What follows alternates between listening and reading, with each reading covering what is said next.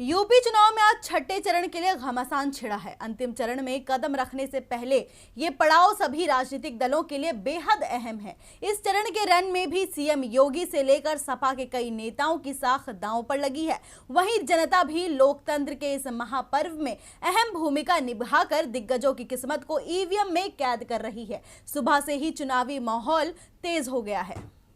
UP में अब चुनावी दंगल अपने अंतिम पड़ाव की ओर बढ़ने को है, लेकिन उससे पहले आज छठे चरण के लिए अग्नि परीक्षा है, जिसमें जनता मतदान कर दिग्गजों की किस्मत का फैसला कर रही है।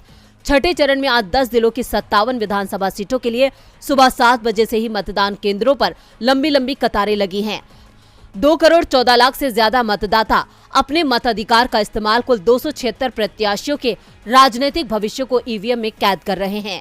इसी के साथ ही गोरखपुर से लेकर अंबेडकर नगर, बलरामपुर, सिद्धार्थनगर, बस्ती, संत कबीर नगर, महाराजगंज, कुशीनगर, देवरिया और बलिया जिले में दिग्गज भी वोटिंग में बढ़ चढ़कर हिस्सा ले रहे हैं। आज जहां सीएम योगी ने वोट डाला, तो वहीं उत्तर प्रदेश के मंत्री उपेंद्र तिवारी ने बलिया में मतदान किया। इसी के साथ ही बीजेपी उम्मीदवार सतीश चंद्र द्विवेदी, बीजेपी सांसद शिव प्रताप शुक्ला, बीजेपी सांसद जगदम्बिका पाल ने भी लोकतंत्र के महापर्व में अहम भूमिका निभाई। सुबह से जैसे जैसे वोटिंग की रफ्तार पकड़ती जा रही है, वैसे वैसे राजनीतिक दलों की धड़कनें भी बढ़ती जा रही हैं। लेकिन ये चरण बीजेपी के लिए कई मायनों में खास है, क्योंकि इस चुनावी दंगल में खुद सीएम योगी उतरे हैं। गोरखपुर शहर से सीएम योगी की प्रतिष्ठा दांव पर है। वो पहली बार विधानसभा के चुनाव में अपनी किस्मत आजमा रहे हैं। साथ ही योगी सरकार के मंत्री उपेंद्र तिवारी, आनंद स्वरूप शुक्ला, सूर्य प्रताप शाही, शलभ मणि त्रिपाठी, बीजेपी के प्रदेश उपाध्यक्ष दया शंकर सिंह की किस्मत का फैसला भी इसी चरण में होना है।